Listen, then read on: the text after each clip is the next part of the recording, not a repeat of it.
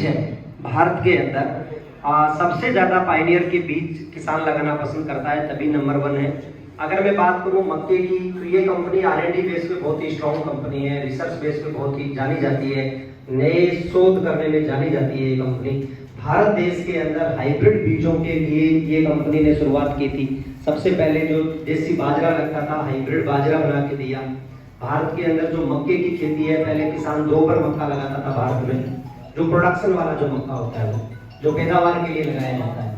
तो जो तीसरा जो बीज तैयार करके दिया वो पायनियर ने दिया, जो 15 जनवरी से 15 मार्च के बीच मक्का लगता है, जिसको हम स्प्रिंग कॉर्न का मक्का बोलते हैं। और आज सबसे ज्यादा हाईएस्ट पैदावार का जो रिकॉर्ड है मक्के में 63 क्विंटल प्रति एकड़ का, वो पायनियर के नाम पे। तो ये कंपनी टेक्नोलॉजी बेस्ड कंपनी है, रिसर्च बेस्ड कंपनी है। ऐसा ही सरसों में ले लो आप, सरसों के अंदर 2000 गर्मी से एकदम बड़ा है ना, एक बच्चा करवाएगा। ऐसे ही सरसों में ले लो आप, सरसों के अंदर अगर हम देखें तो 2015 तक कोई भी किसान भाई लेब के बारे में नहीं जानता, क्योंकि किसी भी किसान का सरसों जो है वो लेब से नहीं बिकता था। लेकिन पायोनियर ने जो बीज दिया 46 नंबर, उसमें सबसे पहले इन्होंने कहा सफलता का मीटर लीटर, यानी इसमें तेल की मात्रा अधिक है। और किसान भाइयों को इसका फायदा मिलने लगा 2020-21 के आसपास, जब सरसों के भाव बढ़े और बाजार में सरसों लेब से खरीदा जाने लगा, तब किसानों को इसका फायदा मिलना स्टार्ट हुआ। तो कई बार जो चीजें हम नहीं देख पाते, जो चीजें जो हमारे एक्सपर्ट होते हैं वो देख पाते हैं, ऐसे ही सरसों के अंदर हम आज जानेंगे इस मीटिंग में कि ऐसी क्या क्या चीजें हैं, क्या क्या टेक्नोलॉजी है जिसपे ये कंपनी काम कर रही है। कई बार किसान को जब दिक्कतें आती है तब समझ में आता है कि नहीं यार, इस टेक्नोलॉजी की हमें जरूरत है, लेकिन वो टेक्नोलॉजी एक दिन में नहीं बनती, उसके लिए सालों की मेहनत लगती है, तब जाके उस टेक्नोलॉजी पे या उस कोई भी डिजीज पे या किसी पे काम कर पाते हैं। तो ये जो कंपनी है वो हमेशा इन चीजों का ध्यान में रख के काम करती है। इसके कुछ सिद्धांत है इस कंपनी के काम करने के। जो सबसे पहला है लोगों के जीवन को संपन्न बनाना, और लोगों के जीवन को ही नहीं, इस कंपनी का जो मेन पर्पज है, जो इसको कंज्यूम करता है, जो पैदावार कर रहा है, उसके तो लाइफ को संपन्न बनाना ही बनाना है कि अच्छे बीज अगर किसान को मिलेंगे तो उसकी लाइफ जो है वो एनरिच होगा। लेकिन जो इसको कंज्यूम करता है, जैसे बाजार में लोग खेती नहीं करते हैं लेकिन कंज्यूम करते हैं, जैसे कोई भी चीज को या कोई भी फल सब्जी को, तो इसके चाहे जो पेस्टिसाइड है कोर्टेवा के नाम से, वो भी ऐसे प्रोडक्ट आते हैं जो ह्यूमन बॉडी पे कोई नेगेटिव प्रभाव नहीं पड़े, तो वो भी एक प्रकार से उनकी लाइफ को भी एनरिच करती है, स्मर्थ बनाती है। दूसरा है हमेशा अच्छे तरीके से काम करना, एकजुट होकर काम करना, हमेशा कुछ नया करते रहना, नैतिकता से कार्य करना और सुरक्षित रूप से रहकर व्यवसाय करना, इस कंपनी का प्रिंसिपल है जिन पे ये कंपनी खड़ी है। अगर मैं बात करूं इस कंपनी का जो इस साल का जो हमारा थीम है वो है पहला कदम सही कदम। तो किसान के लिए पहला कदम क्या है? खेती में किसान के लिए पहला कदम क्या होता है?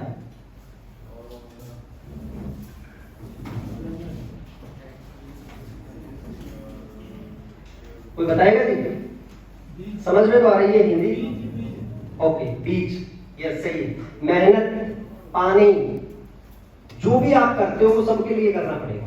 लेकिन अगर किसान को बीज सही मिल गया तो सारी जितनी भी मेहनत या जमीन या जो भी खेती करने का तरीका है वो आपका डबल होकर रिटर्न मिलना है उसका, ठीक है ना। तो सबसे पहले किसान के लिए बीज बहुत इंपॉर्टेंट है खेती के अंदर, कि अगर बीज सही मिलता है किसान को, बीज सही मिलता है तो उसकी मेहनत, उसका काम करने का तरीका, खेती करने का तरीका, ये सब उसको अच्छे से रिटर्न मिलेगा। तो पहला कदम जो किसान का है वो है बीज, वो सही होना जरूरी है, क्योंकि सही बीज ही उपज का आधार होता है। ये इस साल की जो हमारी ये थीम है, कुछ डेटा है जो एक बार प्रोजेक्टर लग जाएंगे, देन मैं आपको बताऊंगा 2-3 चीजों के बारे में, तब तक अपने और बात करते हैं। तो सबसे पहले बात करते हैं अपने कि अगर अपने देखेंगे पिछले 2 सालों में सरसों की जो पैदावार है वो प्रभावित हुई है। मानते हो इस बात को? उससे पिछले साल सर्दी के कारण, पिछले साल जो है वो फंगस के कारण लगातार जो है किसान को पैदावार प्रभावित हुआ है। तो अभी अपने को अगर अपने देखेंगे तो सरसों की जो खेती है उसमें सबसे बड़ी बात है कि हमें प्रैक्टिसेस को चेंज करना पड़ेगा। खेती करने का जो तरीके हैं उसको थोड़ा सा चेंज करना पड़ेगा। और वो ऐसी क्या चीजें हैं जो हमारे हाथ में नहीं है, प्रकृति के हाथ में, रब के हाथ में, भगवान के हाथ में है। क्या ऐसी वो चीजें हैं, उनके बारे में हम बात करेंगे। साथ ही क्या ऐसी चीजें हैं जिनको अपने को सरसों की खेती में ध्यान रखना चाहिए। तो ये अगर अपने देखेंगे ना तो सबसे अच्छी एक्सरसाइज इस मीटिंग की यही है। अगर मैं बात करूंगा तो मैं एक किसान को आगे बुलाना चाहूंगा, कोई भी एक किसान आगे आइए। आज एक किसान आगे। तो ये ऐसी चीजें हैं जो इस तरफ अपने जो लगाना है ना, वो लगाना है जो हमारे हाथ में नहीं है, ठीक है ना, जो भगवान के हाथ में है, रब के हाथ में है, वो चीजें इधर लगाना है। तो सबसे पहला है पाला। पाला किसान के हाथ में है क्या? नहीं है, पाला किसान के हाथ में नहीं है, पाला इधर लग गया। तापमान, तापमान किसान के हाथ में है क्या? नहीं है। तो यार इसको टेम्परेचर पता नहीं क्या है, क्योंकि मेरे को लग रही है गर्मी है। देखो यार, बीमारियां, फसलों में जो बीमारियां आ रही है वो किसान के हाथ में है? नहीं है। बाजार भाव किसान के हाथ में नहीं है। मौसम की मार किसान के हाथ में नहीं।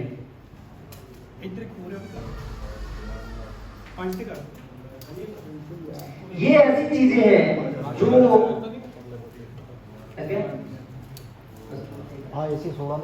ये ऐसी चीजें हैं जो प्रकृति के ऊपर है, रब के हाथ में है, भगवान के हाथ में है। इन चीजों का हम सबसे ज्यादा चर्चा करते हैं जिसपे हमारा कंट्रोल कभी नहीं था और न कभी होने वाला। सबसे ज्यादा हम क्या चर्चा करते हैं? यार अब की बार फसल अच्छी थी लेकिन मौसम ने खराब कर दिया। यार अब की बार फसल अच्छी थी लेकिन ये बीमारियां पता नहीं कैसे आ गई। यार फसल अच्छी थी, अब की बार तो सर्दी गिर गई, अदरवाइज तो रिकॉर्ड टूट जाते पैदावार की। ये ऐसी चीजें हैं जिनके बारे में हम सबसे ज्यादा चर्चा करते हैं, जिन पे हमारा कंट्रोल ही नहीं है। और आज नहीं, 10 साल 20 साल बाद भी इन चीजों पे कंट्रोल नहीं होना। तो क्या ऐसी चीजें हैं जिन पे हमें कंट्रोल कर सकते हैं, जिनको इस नुकसान को मिनिमाइज कर सकते हैं, कम कर सकते हैं। अगर इनके कारण 2 क्विंटल का नुकसान हो रहा है तो कैसे हम उसको 50 किलो पे लेके आ सकते हैं। 1 क्विंटल का नुकसान हो रहा है तो कैसे उसे हम 30 किलो पे लेके आ सकते हैं। ये सरसों की खेती, ये पायनियर के लिए नहीं बात कर रहा, ये पूरा जो चार्ट है ना, ये सरसों की खेती को लेके। तो सबसे जरूरी जो है ना, इस चार्ट में सबसे ज्यादा आपको ध्यान देने की जरूरत है कि क्या ऐसी चीजें हैं जिनसे हम नुकसान को मिनिमाइज कर सकें, कम कर सकें। तो सबसे पहले अपने बात करेंगे पाला। पाला से बचने के क्या तरीके हैं या क्या खेती में हम नुकसान को पाले से बचा जा सकता है। तो उसमें सबसे पहले नाम आता है सल्फर का। सल्फर आज भी 70% किसान डालते हैं। 30% किसान सरसों की खेती में आज भी सल्फर नहीं डालते। सल्फर पौधे को सर्दी से तो बचाता ही बचाता है, साथ ही सल्फर जो है फंगिसाइड भी होता है, सल्फर तेल की मात्रा भी बढ़ाने में काम करता है। तो सल्फर बहुत जरूरी खाद है। 5 किलो बीघे का सल्फर अपने को देना चाहिए बिजाई के साथ में। और अगर बिजाई के साथ में जिन किसानों ने नहीं दिया है उनको ध्यान रखना है कि पहले पानी के साथ में 1 से 1.5 किलो सल्फर जो है पहले पानी के साथ में अपने को देना है। तो ये ध्यान रखना है सल्फर जो है। और अगर कोई किसान यहाँ संभव हो, मैंने कहा संभव हो, इसको डाइल्यूट नहीं करना है चीजों को, अगर संभव हो और बर्फ गिरने वाली हो, सर्दी गिरने वाली हो, अमूमन मोबाइल बता देते हैं, बुजुर्ग लोग बता देते हैं कि सर्दी का गिर सकता है, सर्दी का अटैक रह सकता है, 5-6 दिनों में जो तापमान है वो नीचे जाएगा।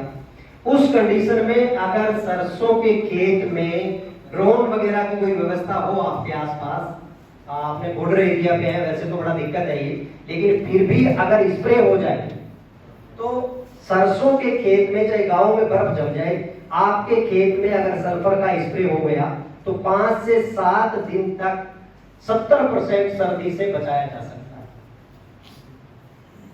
अगर बर्फ गिरने वाला हो और 80 WDG जो सल्फर आता है उसका अगर आपने सरसों के खेत में छिड़काव कर दिया, जो कि बहुत मुश्किल है, जो हमारी प्रैक्टिस में नहीं है, लेकिन अगर कोई किसान की प्रैक्टिस में आए और अगर उसको स्प्रे कर दे तो 70% तक हम सरसों के खेत को सर्दी से बचा सकते हैं। ये बहुत ध्यान देने की जरूरत है।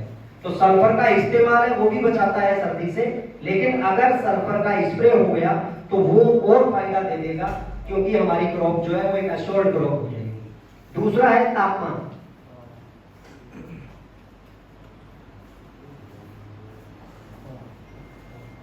दूसरा है तापमान। तापमान की अगर मैं बात करूं तो अपने जो सरसों की जो खेती है, तापमान उसमें अपना बीज कितना डालते हैं? 500 ग्राम, 400 ग्राम, 600 ग्राम, लगभग इतना ही है। अमूमन अपने 350-400 ग्राम से लग जाते हैं और 700-800 ग्राम तक अपने एरिया में बीज डालते हैं। सही है। यहां तापमान के साथ मैंने क्यों जोड़ा है ये चीज, ये मैं हर बार देखता हूं 5, 4, 10% किसान तापमान के कारण पैदावार को प्रभावित कर रहे हैं। कैसे? तापमान अगर 30-32 डिग्री से ज्यादा हो, सरसों की बिजाई के लिए सही तापमान क्या माना जाता है? 30-32 डिग्री के आसपास तापमान होना जरूरी है। अगर उस तापमान उससे ज्यादा है तो अपने को बीज ये मत सोचना कि मैं 300 ग्राम डालता हूं तो 300 ही डालूंगा, मैं 500 ग्राम डालता हूं तो 500 ही डालूंगा, मैं तो 600 ग्राम डालता हूं हर बार 600 ग्राम ही डालूंगा। फिर अपने को बीज को बढ़ाना पड़ेगा 200 ग्राम, 150 से 200 ग्राम बीज को बढ़ाना पड़ेगा। तो जितना, जैसे कोई भी किसान अगर टेम्परेचर ज्यादा है तो उस समय अगर अपने ने बीज को डाल दिया, मान लो पिछले साल हमने 300 ग्राम बीज किया यूज और नहर के पानी लगते थे, जमीन भी ठीक है, 300 ग्राम भी हमारा सरसों बहुत अच्छा खराब था, मशीनें अच्छी आ गई है। लेकिन अगर टेम्परेचर ज्यादा है वो 300 ग्राम का बीज होगा 150 ग्राम। किसान, सरसों की फसल एक ऐसी फसल है जिसको दोबारा चेंज नहीं कर सकता। वो एक बार कमजोर रह गई ना तो दूसरा बारी आएगा नहर का, दूसरे खेत में लगेगा, तीसरा बारी जो आएगा पानी का वो तीसरे खेत में लगेगा। वो जो खेत कमजोर रह गया वो हमारा पैदावार को प्रभावित कर गया, और ये हर साल 5 से 10% किसानों के साथ होता है।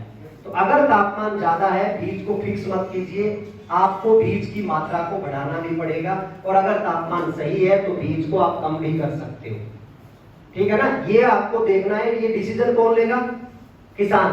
तापमान किसान के हाथ में नहीं है, लेकिन बीज की मात्रा किसान के हाथ में है। डाल दीजिए। बीमारियां, सरसों में 2 प्रकार की समस्याएं अपने को देखने को मिलती है। एक तो तेला चेपा, सही है ना, और वो तो अपने एरिया में बहुत कम आता है।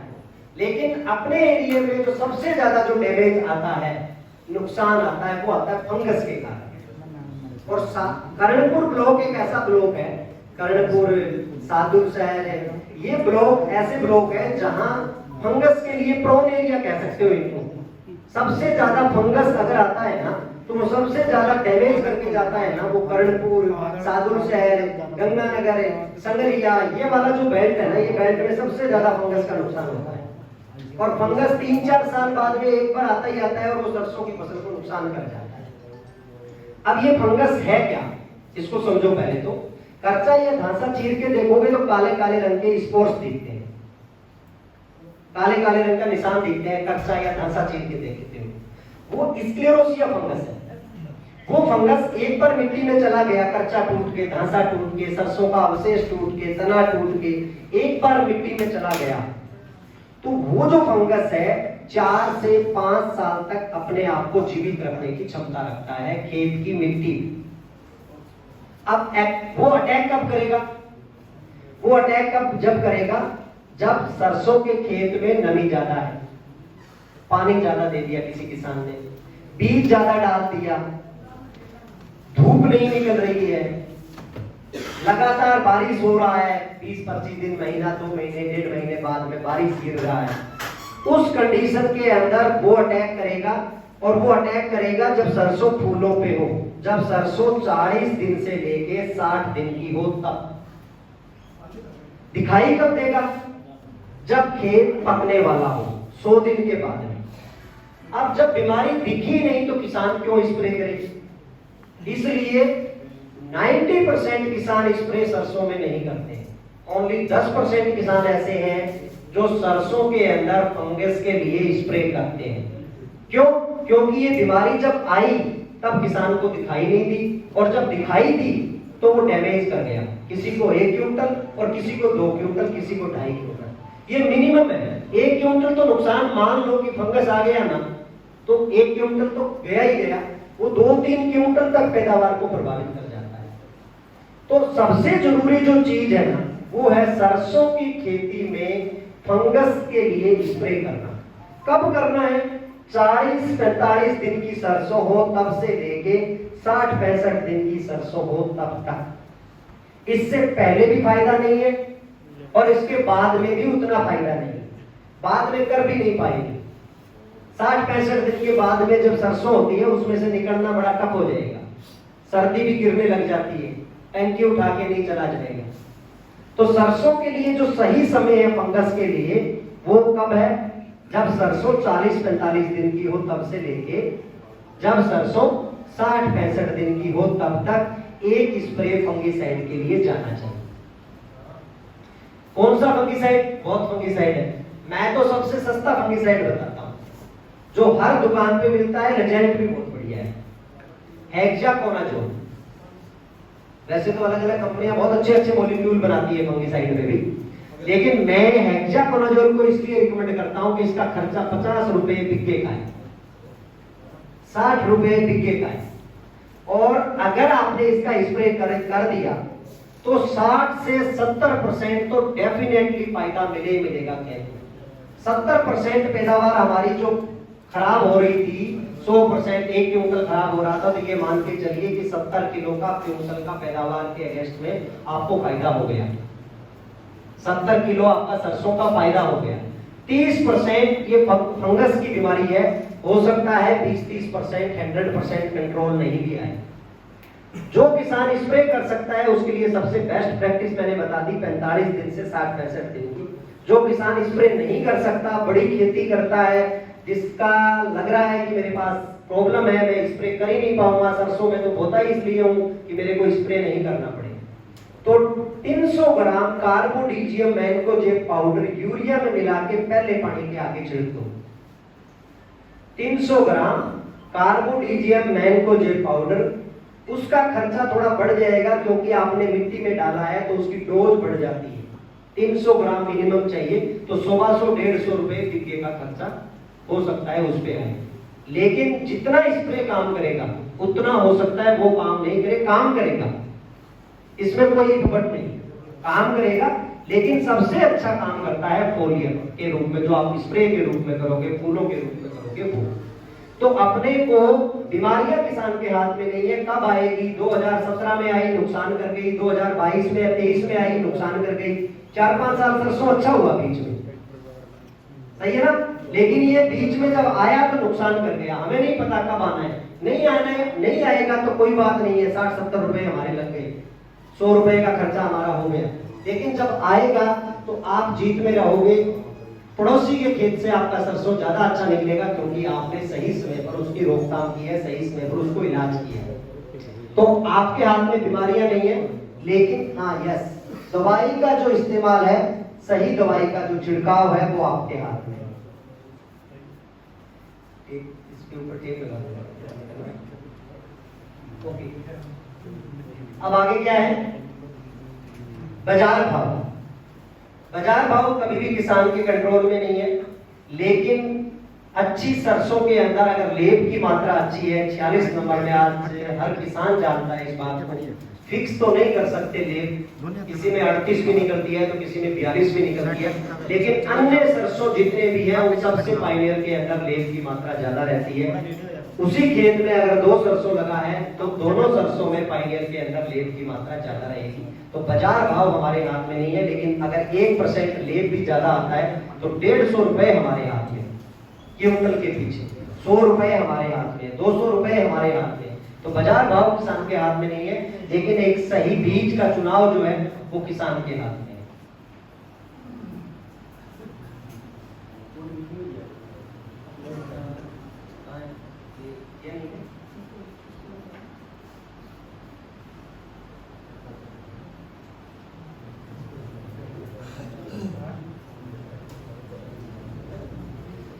इसको करना हो, ठीक है। और मौसम की मार, पिछले साल देखोगे ना तो ऐसा जरूरी नहीं है कि पायनियर ने कोई रिकॉर्ड बनाया पैदावार का, 9 क्विंटल निकली, 8 क्विंटल निकली। पैदावार मौसम की मार तो सबको प्रभावित करती है, ऐसा नहीं है, लेकिन फिर भी अच्छा बीज अच्छा ही रहा। पायनियर ने अन्य बीजों की तुलना में 50-70 किलो, 1.5 क्विंटल, 1.25 क्विंटल पैदावार ज्यादा दिया।